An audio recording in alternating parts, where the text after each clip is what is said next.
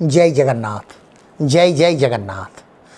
नीलाचल बिहारी परम प्रेममय जगन्नाथ महाप्रभु ए समग्र जगत को पालन करिसेंती, ए समग्र जगत को जन्म भी करिसेंती एवं समस्त को दिव्य दिग्दर्शन प्रदान करि चलिसेंती निरंतर।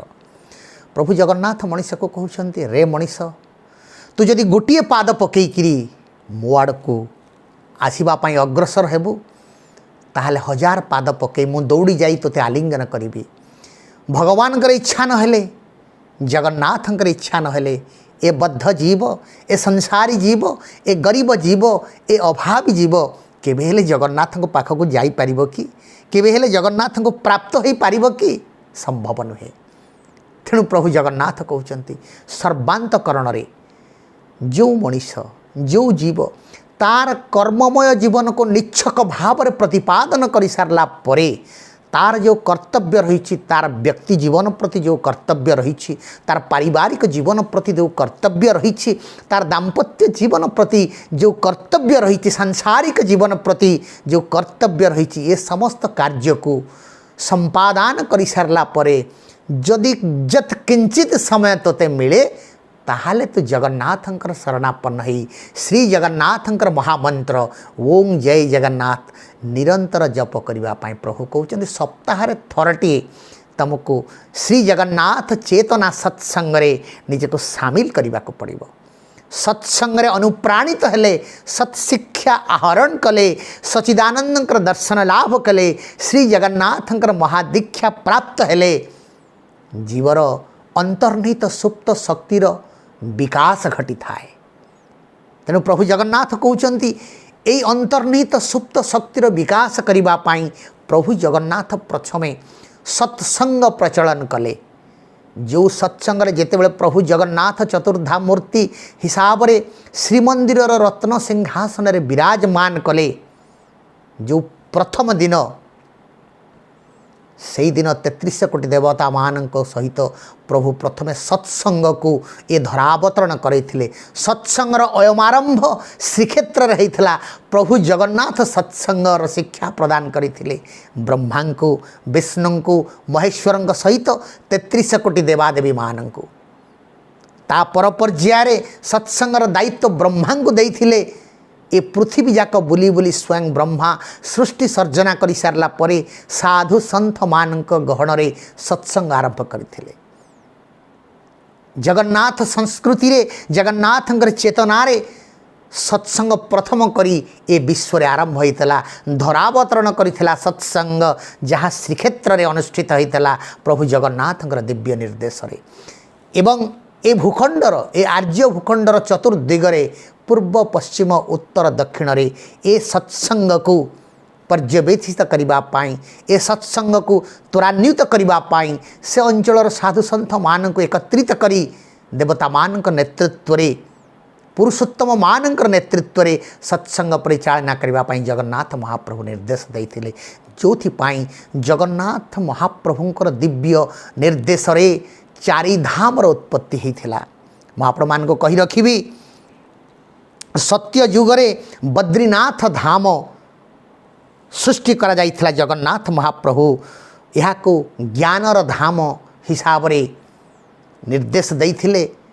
स्वयं विष्णु बद्रीनाथ धाम प्रतिष्ठा करी साधु संत मान को देवता मान को सत्संग आध्यात्मिक शिक्षा प्रदान करुथिले। यह को कहंती ज्ञानर धाम।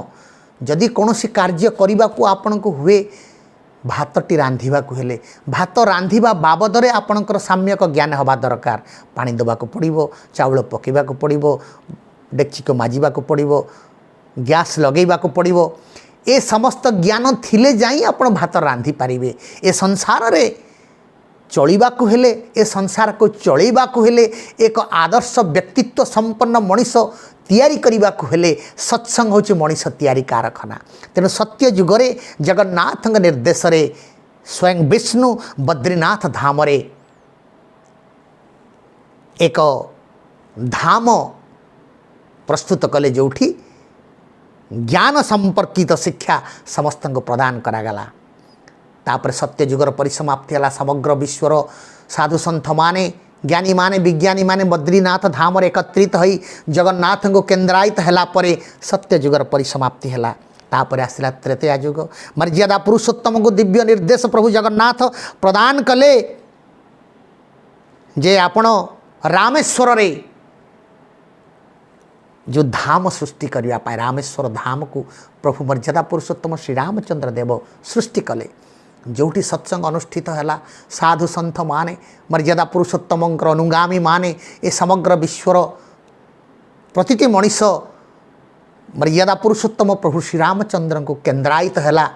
कर्मर ध्वजा को सबुआड़े प्रभु रामचंद्र उड़ी चलिले मनीष को कर्म विमंडित करेले युद्ध करते मर्यादा पुरुषोत्तम प्रभु श्री रामचंद्र देव कर्मर प्रतीक होती प्रभु श्री रामचंद्र से कहले तमे कई बसीगले हेब ना तमे कई स्थिर होगले हेब ना तुमको चलचंचल होगा पड़ो तुमको कर्मठ होगा पड़ो। त्रेतया जुगरे तैयारी है बद्रीनाथ धाम। तापर लीला पुरुषोत्तम भगवान श्रीकृष्ण द्वापर जुगरे आसिले द्वारिका धाम जगन्नाथ निर्देश लीला पुरुषोत्तम भगवान श्रीकृष्ण देव द्वारिका धाम प्रस्तुत कले।